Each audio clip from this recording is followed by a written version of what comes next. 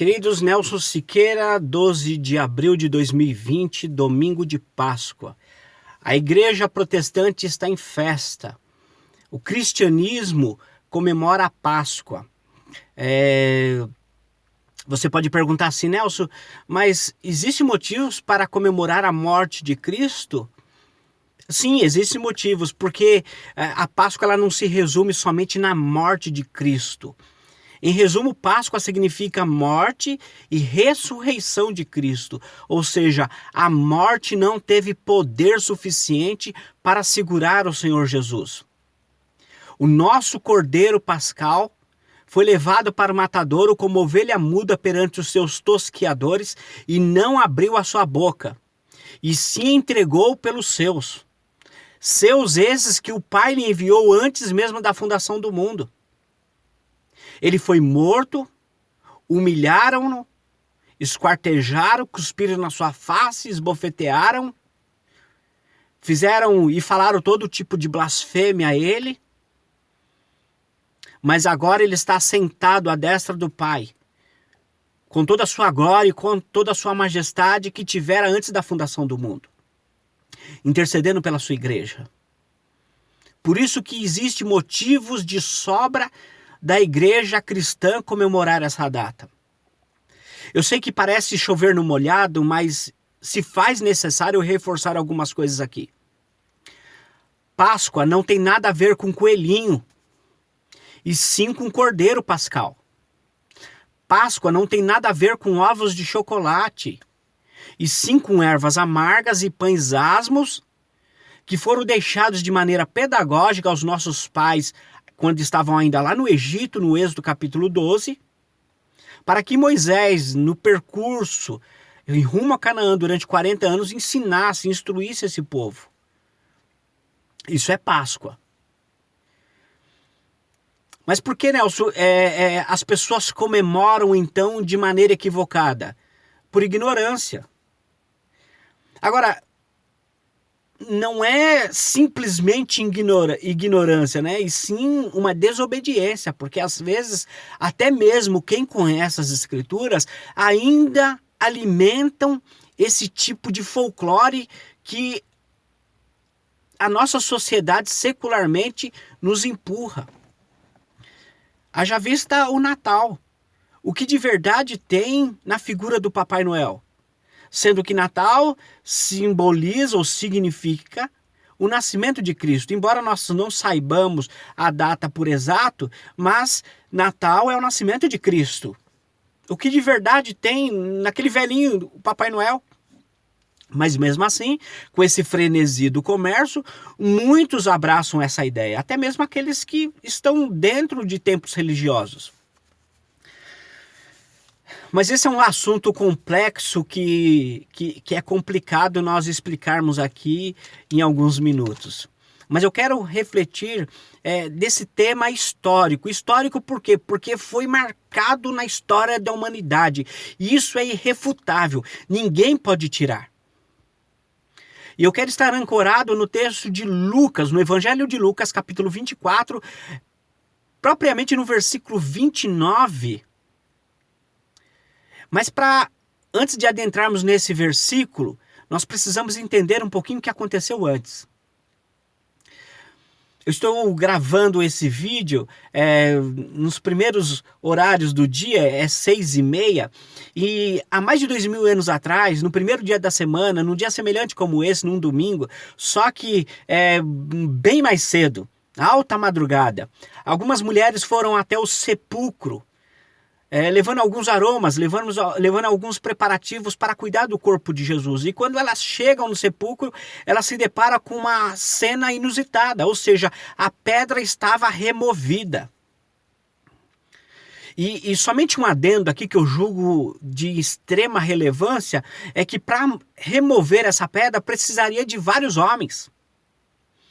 E essa pedra estava removida.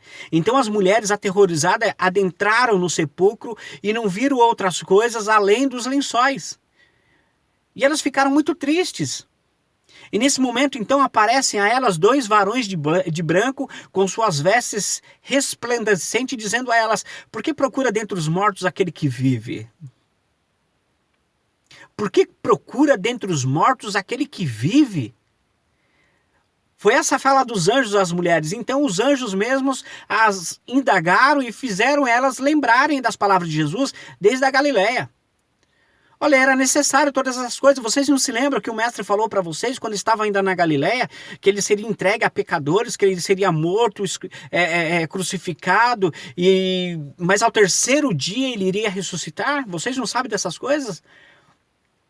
Até então que a ficha cai para elas, então elas lembram dessas palavras de Jesus, e cheio de júbilo nos vossos corações, era Maria Madalena, Maria mãe de Tiago e Joana, e algumas outras mulheres então que o texto não cita os nomes. Elas correm até uma residência onde estavam reunidos os 11 apóstolos, ou seja, menos Judas, né? Porque esse que traíra Jesus tinha se enforcado, tinha sido morto. E relato então aqueles que estavam reunidos acerca dos acontecimentos. Olha, o sepulcro está vazio, nós não encontramos nada. E Pedro então, meio que incrédulo, não somente ele, mas os demais também, até mesmo porque esse relato veio da parte de mulheres, e mulheres naquela época não tinham muita credibilidade. Então Pedro, correndo até o sepulcro, chega ao sepulcro e se depara com uma cena inusitada. Ele somente vê os lençóis de linho manchados de sangue, mas o corpo do mestre não estava ali. Por quê? Porque ele vive. O nosso Redentor vive. Então não é vã a nossa fé, nós temos uma esperança. E o texto de Lucas, capítulo 24, segue.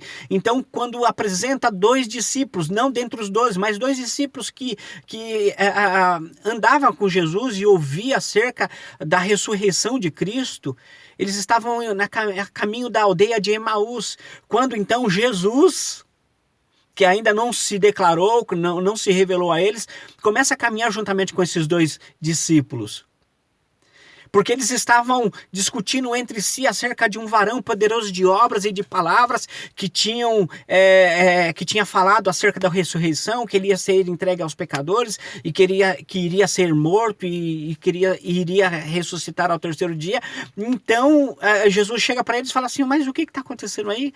Eu gostaria que vocês me informassem dos acontecimentos. E eles então falam assim: mas da onde você vem? Porque é impossível aqueles que estejam em Jerusalém por esses últimos dias que não sabem sobre esse fato, porque não se fala mais outra coisa a não ser sobre esses acontecimentos, da crucificação desse homem chamado Jesus, homem poderoso de obras e de palavras, e que ele pregava que ao terceiro dia ele iria ressuscitar. Não se fala em outra coisa. Você por acaso é algum forasteiro? Então Jesus começa a indagá-los, a questioná-los, e eu gostaria de fazer uma outra pausa aqui. Como é maravilhoso o ensinamento do nosso mestre. Como é maravilhoso. Porque Jesus ele não dá respostas prontas, ele começa a questionar o nosso coração para ver de fato e de verdade o que está dentro do nosso coração. Ele começa a filtrar então a nossa fé. Então Jesus fala assim: mas ele não falou tudo isso? Não está registrado nas escrituras que assim deveria acontecer? Então eles falam assim: sim, mas já é o terceiro dia e ele não ressuscitou. Então Jesus o exorta: ó nécios, tardio em crer. Então Jesus começa a discorrer das escrituras, começando por Moisés, até apresentar o verdadeiro Cordeiro Pascal, que é Cristo. Feito isso, então Jesus sinaliza que iria passar adiante, e os 2 discípulos constrangem Jesus. E é aqui que eu quero ancorar a minha reflexão com o título: Senhor, fica conosco. Fica conosco, Senhor, nessa Páscoa. Não somente nessa, mas em todas as fases e etapas da nossa vida. Senhor, fica conosco. Em constranger Jesus, Senhor, fica conosco, porque o dia já declina. É tarde. O Senhor está cansado. Porque estavam ardendo os corações com todas aquelas indagações de Jesus. Então Jesus fica com eles, adentra na residência onde estavam reunidos algumas outras pessoas, e ali na singeleza, no partir do pão, abre-se os olhos daqueles que então estavam encobertos. E Jesus some. Então começa a indagar uns aos outros, fala assim, não era ele que estava no caminho conosco? Porque aquelas palavras ardiam os nossos corações. E quando Jesus então parte o pão nessa singeleza de coração, talvez eles lembrando da última ceia, talvez eles lembrando da última Páscoa, talvez eles lembrando de todos os ensinamentos de Cristo, o partir, o servir cada um com amor, com mansidão, com carinho, e eles ali então entenderam que era um mestre. Senhor, fica conosco. Queridos, é impossível você comemorar a Páscoa se o Senhor não estiver conosco. Você pode estar comemorando qualquer uma outra coisa, menos a Páscoa do Senhor. Porque para comemorar a Páscoa do Senhor, o Senhor deve estar na mesa. Fica conosco, Senhor. Participa conosco desse momento ímpar, desse momento singular, desse momento histórico. Fica conosco. E agora nós somos testemunhas de todas as coisas que nós temos visto e ouvido, de maneira que é impossível nós anunciarmos uma outra Páscoa que não seja esta, que o Cordeiro foi imolado e foi levado para o matadouro como ovelha muda e perante os seus tosqueadores não abriu a sua boca. Ele morreu sim, a paixão aconteceu, mas a morte não teve poder para segurá-lo. E ao terceiro dia, o nosso Cordeiro Pascal, Jesus Cristo, o Messias, o Filho de Deus, o ungido, o prometido, o Verbo, o Príncipe da Paz, ele ressuscitou, nos trazendo uma esperança, nos trazendo uma vida juntamente com ele no porvir. Crê nisso, que os nossos corações se incomodem com esta palavra, que ao ouvir essa palavra nós não permanecemos no mesmo erro de outrora. Cristo vive e por isso eu posso crer no amanhã, porque ele vive, e se ele vive, temor não há. Mas é fato que eu também bem sei. Eu sei que essa minha vida aqui é passageira. Mas com ele eu habitarei para todo sempre. O nosso Cristo ressuscitou. E agora nós somos testemunhas desses fatos históricos. E nós devemos, por obrigação, eu vou repetir, escute isso que eu estou dizendo. Nós devemos, por obrigação, não é opção, não é algo opcional, não é, eu tenho que sentir um calorzinho no meu coração, eu tenho que sentir uma vontade. Não, é obrigação. É uma obrigação de maneira pedagógica ensinar os nossos filhos. É obrigação de maneira pedagógica ensinar os nossos netos. É obrigação de maneira pedagógica ensinar os nossos idosos. É obrigação nós instruirmos uns aos outros com a verdadeira Páscoa. Quer continuar comendo ovos de chocolate? Sem problema. Não tem problema nenhum em comer chocolate. O problema está em você associar essas coisas com a Páscoa. Esquecer do sofrimento do nosso povo lá no Egito, que durante 430 anos esteve sob forte escravidão. E ervas amargas e os pães asmos reportam para esse momento. E com mão poderosa o nosso Deus os libertou e levou para uma terra que emana leite e mel. E eles participaram da Páscoa, com lombos cingidos, com cajado na mão, comeram às pressas.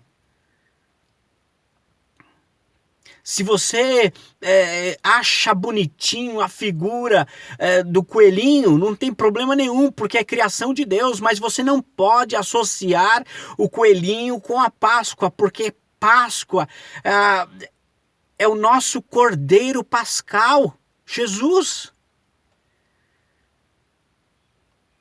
Nós não podemos engrossar as fileiras daqueles que estão caminhando no erro. Nós não podemos. Foi um fato histórico na história. E nós temos por obrigação, por dever, a não nos calar. Mas não somente o falar, mas falar de maneira correta. Eu sei que às vezes agride por quê? Porque a mensagem da cruz é loucura. A Páscoa de Jesus ofende. Mas eu quero ser considerado louco por amor a Cristo. Porque qualquer outra coisa que eu ensine que não seja isso que o texto está nos relatando é mentira. E eu não quero ser cooperador da mentira. Cristo vive. E Ele é o nosso Cordeiro Pascal. E Ele se entregou para um povo que o Pai preparou antes da fundação do mundo. Comemore, festeje, porque é um dia de festa. Porque na cruz a igreja obteve a vitória no nome de Jesus. O que para o mundo parecia uma derrota é vitória para a igreja. No decorrer dos anos, muitos se levantaram com falsas afirmações dizendo que encontraram o corpo de Jesus, querendo abafar o caso. Em outras ocasiões, em outros evangelhos relatam também que foi dado ordens aos soldados para mentirem, dizendo que os discípulos foram no começo da madrugada e remover a pedra. Mentira! Mentira! E nós sabemos disso. E se nós sabemos disso, e se nós temos convicção disso, nós temos que anunciar aos quatro cantos a verdadeira Páscoa. Cristo vive. E Ele reina.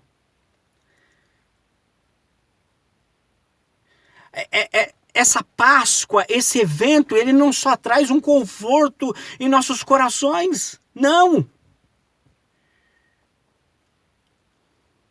Ele é algo que anuncia o retorno de Cristo também. Porque se Ele ressuscitou e se Ele foi, Ele voltará.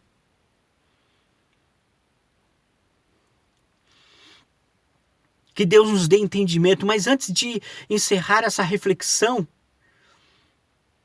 eu gostaria que você entendesse uma coisa. Provavelmente você vai ter contato com pessoas que ainda não têm esse mesmo entendimento que temos biblicamente. Mas não menospreze também a fé deles. Então, em amor e por amor a Cristo, com muita paciência e mansidão, explique. Não se fala mais nisso. Esse é o evento propício para você explicar a verdadeira Páscoa. Sabe por quê? Porque outrora, tanto eu quanto vocês éramos semelhantes àqueles discípulos indo para Emaús com os olhos vendados. Mas então, quando o Senhor adentra em nossos corações, a nossa resposta é: Senhor, fica conosco. Fica conosco, Senhor, para que possamos sentir a Tua presença. e para que possamos ser alimentados pela tua palavra. Que Deus nos abençoe, queridos, e nos dê uma Páscoa com entendimento, pois Ele vive. Sendo assim, eu posso crer no amanhã. Que Deus nos abençoe. Fiquem sempre com Deus.